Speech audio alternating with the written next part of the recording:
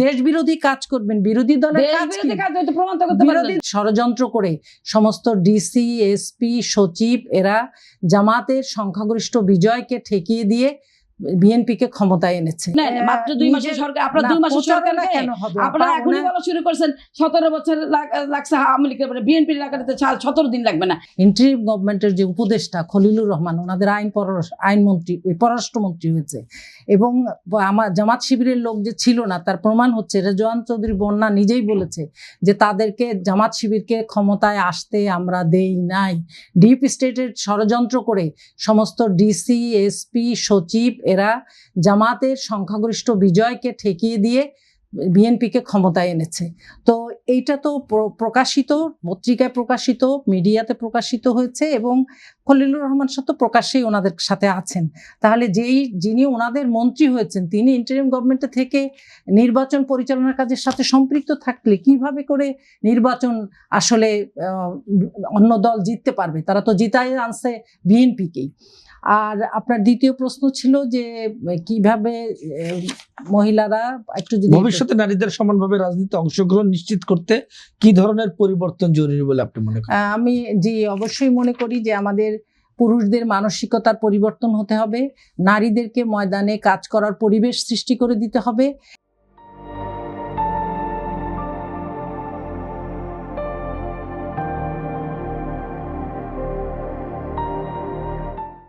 এবং এই যেটাই আমরা অনেকক্ষণ ধরে আলোচনা করলাম যে মিডিয়ার মাধ্যমে, এআই এর মাধ্যমে দিয়ে নানান রকম ভাবে ব্লাড শেপিং করা হয়, তারপরে সাইবার বুলিং করা হয়, এগুলি বন্ধ করতে হবে। এবং মানে শক্ত হাতে আইন শৃঙ্খলা বাহিনীর মাধ্যমে সরকারকে আমরা দাবি করব যে বা যারাই এটা, যদি আমি আবারও রিপিট করছি যে এটা যদি শিবিরও কেউ করে থাকে এরকম কিছু, আমি আহ্বান জানাবো আপাকে এবং সরকারের কাছে যে অবশ্যই তাদেরকে বিচারের আওতায় আনা হোক, তাদেরকে বিচার করা। এই ধরনের পরিবেশের এই যে খারাপ দিকগুলি, এগুলি যদি বন্ধ হয়, নারীদের জন্য যোগ্যতাতম স্থানগুলি তৈরি হয়, অবশ্যই নারীরা এগিয়ে আসবে।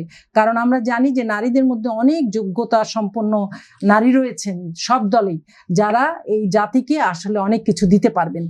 দলেও তাদের অবস্থানকে মজবুত করতে সুযোগ দিতে হবে এবং বাহিরের নেতৃত্বেও তাদেরকে আসার মতো পরিবেশ সৃষ্টি করে দিতে হবে। তাহলেই এই দেশ একটি নতুন, এই যে জনসংখ্যার দিক থেকে নারীদের অবস্থান পুরুষের চাইতেও বেশি, সেই জায়গায় নারী নেতৃত্বের সংখ্যাও যাতে বাড়ে সেরকম একটি পরিবেশ তৈরি হবে। এবং এই জুলাই সনদের মাধ্যমে আসলে যেটা আমরা একটু আগে আলোচনা করেছি যে নারীরা সামনের সারিতে থেকে, মেয়েরা, মায়েরা সবাই আসলে এই আন্দোলনে অংশগ্রহণ করেছে। এবং এখানে আমি বলতে চাই যে আপনারা লক্ষ্য করবেন যে এই আন্দোলনের সময় সাধারণ সকল নারীদের পাশাপাশি আমরা যাদেরকে মনে করি পশ্চাৎপদ নারী, বোরখা পরা, হিজাব পরা, নেকাব পরা মহিলারাও কিন্তু রাস্তায় নেমেছে, তারা আন্দোলন করেছে। সুতরাং তারা যোগ্যতা, ক্ষমতা, নেতৃত্বের যে কোয়ালিটি তাদের মধ্যেও আছে। সুযোগ পেলে, পরিবেশ সৃষ্টি হলে। দুজনের কাছে সর্বশেষ আমার একই প্রশ্ন, সেটা হচ্ছে অর্থনীতিবিদ অধ্যাপক ডক্টর আনু মোহাম্মদ।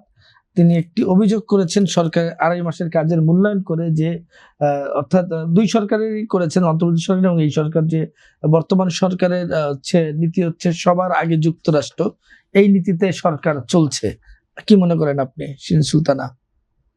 না, এখন উনি কি পরিবেশে, কি পরিপ্রেক্ষিতে বলছেন? উনি বলছেন বাণিজ্য চুক্তি থেকে শুরু করে এখন যে সরকার 14টি উড়োজাহাজ বাণিজ্য চুক্তি তো আমরা শুনলাম হয়েছে, এটা তো এখনো আমাদের দল থেকে তো সেভাবে মাত্র 2 মাসের সরকার, এবং অলরেডি এই সরকার 14টা উড়োজাহাজ কেনার জন্য তড়িঘড়ি অলরেডি শুরু করে দিয়েছে বর্তমান সরকার।